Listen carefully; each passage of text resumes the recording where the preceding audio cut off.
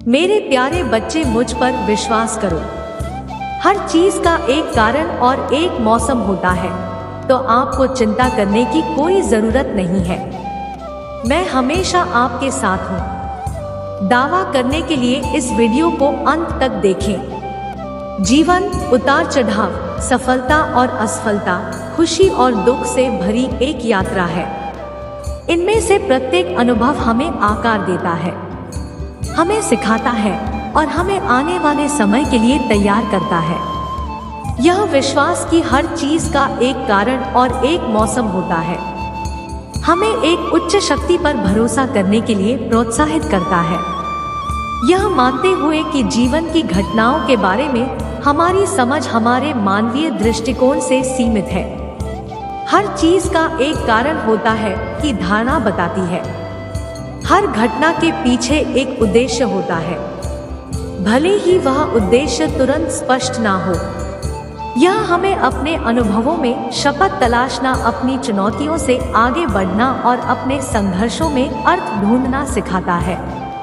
यदि आप तैयार हैं तो वीडियो को लाइक करें और चैनल को सब्सक्राइब करें। जब हम कठिनाइयों का सामना करते हैं तो यह परिप्रेक्ष्य शक्ति का एक स्रोत हो सकता है, जो हमें याद दिलाता है कि हमारे परीक्षणों का एक कारण है, इस समय हमारे लिए स्पष्ट ना हो। इसी तरह यह विचार कि हर चीज का एक मौसम होता है, हमें याद दिलाता है कि जीवन लगातार बदल रहा है। जिस प्रकार वसंत ऋतु, शरद ऋतु और शीत ऋतु में चक्रेश होती है, उसी प्रकार हमारे जीवन में भी वृद्धि, प्रचुरता, गिरावट और विश्राम के मौसम होते हैं। यह समझना कि प्रत्येक मौसम का अपना उद्देश्य होता है, हमें बदलाव का विरोध करने के बजाय उसे अपनाने में मदद मिल सकती है। अगर आप महादेव जी से प्यार करते हैं तो इस वीडियो को लाइक करें। यह हमें खुशी और खुशी के क्षणों को संजोना सिखाता है, यह जानते हुए कि वह क्षणभंगुर है, और दुख और हानि के समय आशा बांध बने रहना सिखाता है, यह जानते हुए कि वह भी गुजर जाएंगे। देवी या योजना में यह विश्वास हमें अपने जीवन के सभी मौसमों में महादेव जी उच्च शक्ति पर भरोसा करने के लिए प्रोत्साहित करता है। यह हमें नियंत्रण छोड़ने के लिए आमंत्रित करता है, यह स्वीकार करते हुए कि हम हमेशा यह नहीं समझ सकते हैं, यह भविष्यवाणी नहीं कर सकते हैं कि हमारा जीवन किस रास्ते पर जाएगा। इसके बजाय हमें विश्वास रखने, भरोसा करने के लिए प्रोत्साहित किया जाता है कि हमारा मार्गदर्शन और सुरक्षा की जा रही है, तभी जब हम आगे का रास्ता नहीं देख पाते हैं। इस ईश्वरीय योजना पर भरोसा करने का मतलब यह नहीं है कि हमारे साथ जो कुछ भी घटित होता है उसे हम निष्क्रिय रूप से स्वीकार करें, बल्कि इसका मतलब यह है कि हम जीवन को खुले दिल और खुले दिमाग से देखें, हर अनुभूति सीखने के लिए तैयार रहें। इस पर दावा करने के लिए 1212 टाइप करें। इसका मतलब यह है कि हम जिन स्थितियों में खुद को पाते हैं उनमें हम अपना सर्वश्रेष्ठ प्रदर्शन करते हैं, आगे बढ़ने की अवसरों की तलाश करते हैं और रास्ते में दूसरों की मदद करते हैं। यह दृष्टिकोण कृतज्ञता की भावना को भी बढ़ावा देता है। जब हम मानते हैं कि हर चीज का एक कारण और एक मौसम होता है, तो हम हर स्थिति में आभारी होने के लिए कुछ ना कुछ पा सकते हैं। अब से अंधकार में क्षणों में भी ताकत हासिल कर रही हैं, और भव्य जो आशा है उस पर हम आभारी हो सकते हैं। इसके अलावा यह विश्वास हानि और अनिश्चितता के समय में आराम ला सकता है।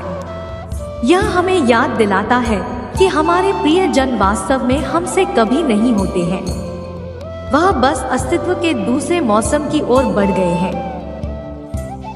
यह हमें आश्वस्त करता है कि अलगाव का दर्द अस्थायी है और हमारे दुख का एक कारण है। यह हमारी वर्तमान समझ से परे हो।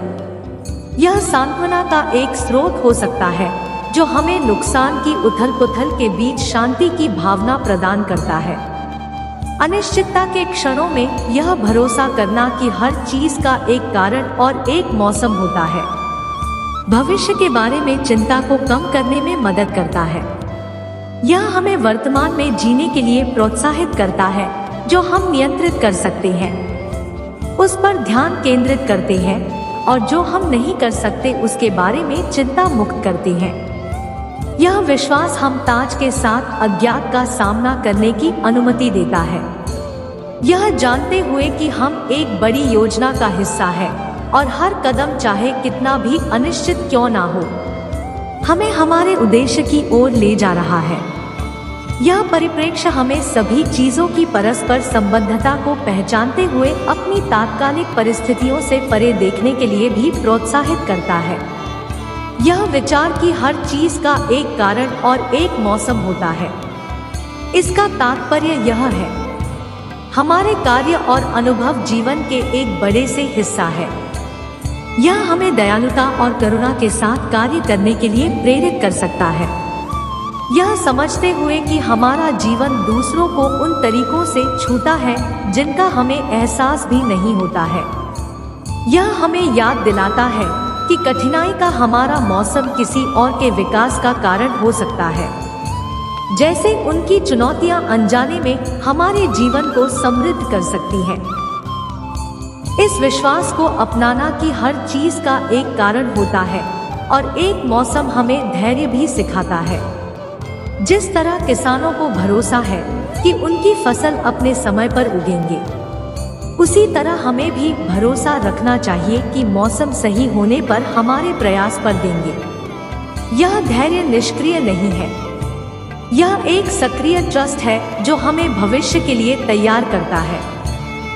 विश्वास आशा और प्रेम के बीच होता है, तब भी जब फसल दूर आती है।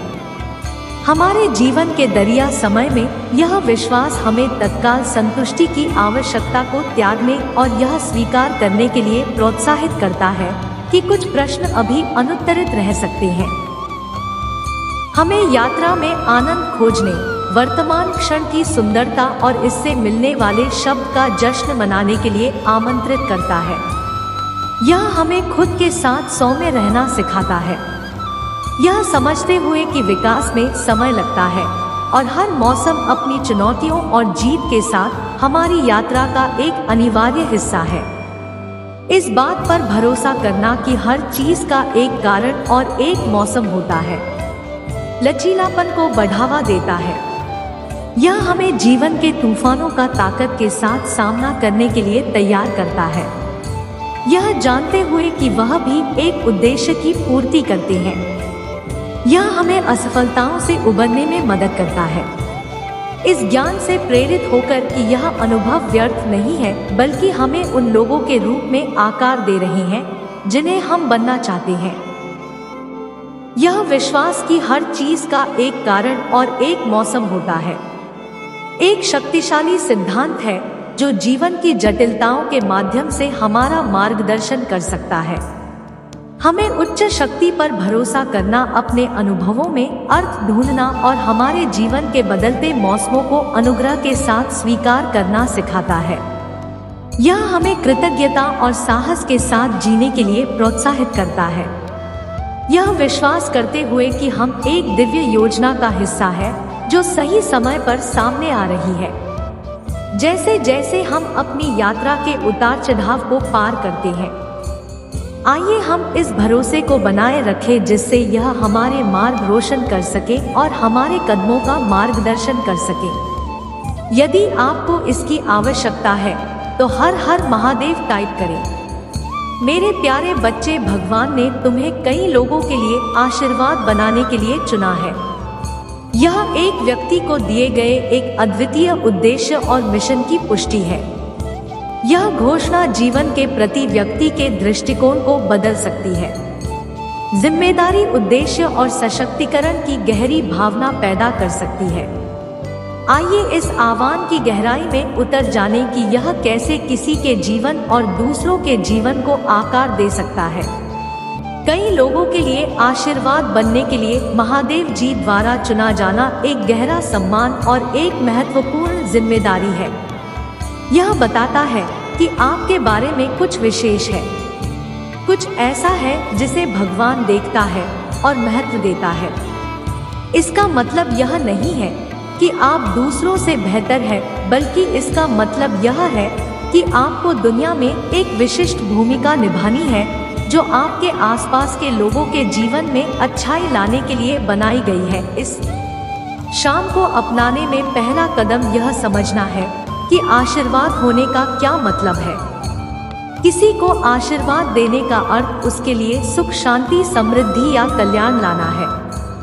यह जरूरतमंद पड़ोसी की मदद करने से लेकर समुदाय को बेहतरी के लिए, बदलाव के लिए प्रेरित करने तक छोटे बड़े अनगिनत तरीकों से प्रकट हो सकता है। आशीर्वाद होने का अर्थ अपने कार्यों, शब्दों और उपस्थिति के माध्यम से दुनिया पर सकारात्मक प्रभाव डालना। यह स्वीकार करना कि आपको इस उद्देश्य के लिए चुना गया है। विनम्र और सशक्त दोनों हो सकता है।